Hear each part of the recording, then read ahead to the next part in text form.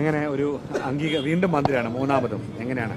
തീർച്ചയായിട്ടും വീണ്ടും മന്ത്രിയാക്കാൻ LDF തീരുമാനിച്ചു. ഒത്തിരി സന്തോഷമുണ്ട്. നിങ്ങളുടെ ഭാഗത്ത്, മാധ്യമങ്ങളുടെ ഭാഗത്തുനിന്നും ജനങ്ങളുടെ ഭാഗത്തുനിന്നും എല്ലാ പിന്തുണയുണ്ടാകണം. വെറുതെ എന്നെ ഒരു വിവാദങ്ങളിലേക്ക് വലിച്ചഴച്ച് ദയവേദി ഉപദ്രവിക്കരുത്. കാരണം ഞാനൊന്നിനുള്ള ആളല്ല. നന്നായി ഒരു ജോലി ചെയ്യാൻ മുഖ്യമന്ത്രി ഒരു ചുമതല ഏൽപ്പിച്ചിരിക്കും. ആ ചുമതല കൃത്യമായി നിർവഹിക്കാൻ എല്ലാവരും സഹായിക്കും. ഗതാഗത വകുപ്പ് തന്നെയായിരിക്കുമോ? അറിയില്ല, അദ്ദേഹം അത് പറഞ്ഞില്ല. ഗതാഗത വകുപ്പ് ആണെങ്കിൽ അദ്ദേഹം അത് പറഞ്ഞില്ല. അത് പറയുകയാണെങ്കിൽ ഗതാഗത വകുപ്പാണെങ്കിൽ ഒരുപാട് ജോലിയുണ്ട്. പക്ഷേ എങ്കിലും ഇന്നത്തെ സ്ഥിതിയിൽ നിന്ന് അതിനെ ഇമ്പ്രൂവ് ചെയ്ത് കൊണ്ടുവരാൻ കഴിയും എന്നാണ് പ്രതീക്ഷിക്കുന്നത്. ചില ആശയങ്ങളൊക്കെ മനസ്സിലുണ്ട്. അദ്ദേഹം വകുപ്പ് പ്രഖ്യാപിച്ചതിന് ശേഷം ഞാൻ അതിനെക്കുറിച്ച് വിശദമായി നിങ്ങളത് പറയാം. പിന്നെ പഠിക്കേണ്ടതുണ്ട്, ഇപ്പോഴത്തെ ഒരു സ്ഥിതിയെക്കുറിച്ച് പഠിക്കേണ്ടതുണ്ട്. മുമ്പ് നമ്മൾ ചെയ്തിട്ടുണ്ട്, പക്ഷേ അതിനേക്കാളൊക്കെ ഒരു മോശം സ്ഥിതിയിലാണ്. പിന്നെ തൊഴിലാളികളുടെ ഒരു സഹകരണം ആവശ്യമുണ്ട്.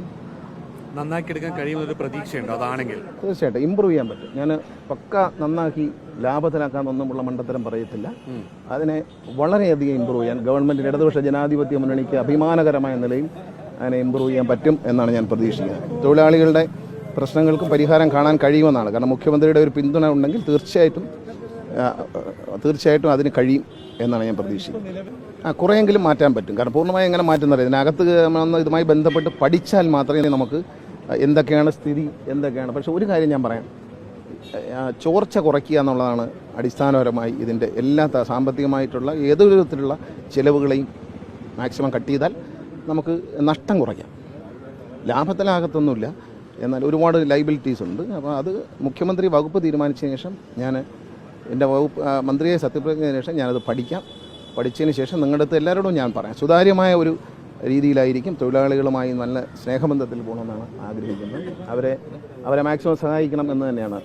ശമ്പളം സമയത്ത് കൊടുക്കത്തക്ക രീതിയിലേക്ക് ഒരു മാറ്റം അത് ഞാൻ ആഗ്രഹിക്കുന്നു. പക്ഷേ എല്ലാവരും അനുഗ്രഹിച്ചാൽ, എല്ലാവരും സഹായിച്ചാൽ, മുഖ്യമന്ത്രിയുടെ ശക്തമായൊരു പിന്തുണയും LDFൻ്റെ പിന്തുണയുണ്ടെങ്കിൽ തീർച്ചയായിട്ടും അസാധ്യമായി ഒന്നുമില്ല.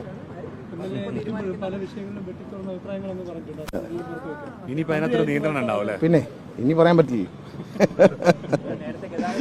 ഇനി മൗനം അല്ല, അഭിപ്രായം പറഞ്ഞൊന്നും മാറ്റില്ല.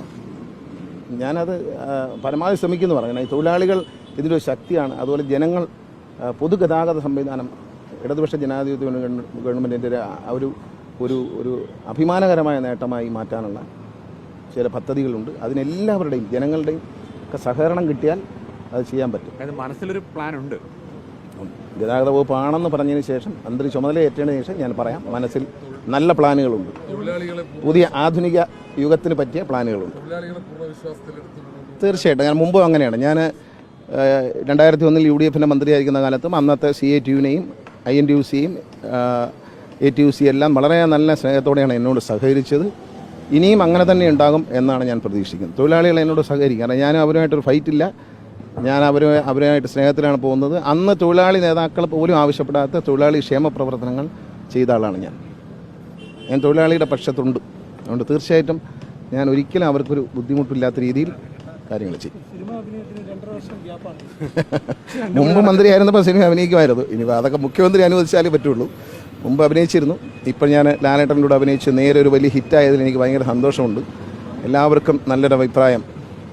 നേരിൻ്റെ വിജയം എന്ന് പറയില്ലേ, അത് ഇപ്പോൾ ഈ ഒരു കൂടുതൽ വാർത്തകൾക്കും വാർത്തകളിലെ വസ്തുതകൾക്കും ഈ ചാനൽ സബ്സ്ക്രൈബ് ചെയ്ത് ഫോളോ ചെയ്യുക.